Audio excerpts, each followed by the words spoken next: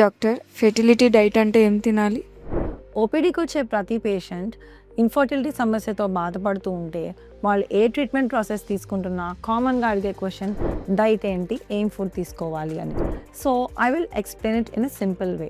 మీ డైట్లో vegetables, fruits, whole grains అంటే oats, quinoa, barley, brown rice ఇలాంటివి ఇంక్లూడ్ చేసుకోవాలి.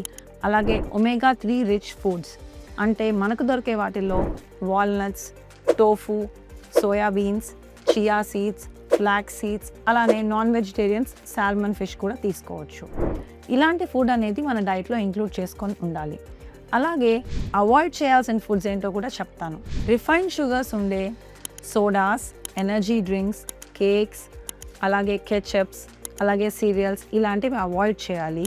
Processed food, junk food, road side foods అనేవి avoid చేయాలి.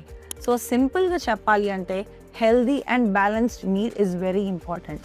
మీ ప్లేట్లో 50% of fruits and vegetables, 25% of protein అంటే ఎదర్ మీట్ కానీ, ఎగ్స్ కానీ, పనీర్ కానీ, టోఫు కానీ తీసుకోవచ్చు.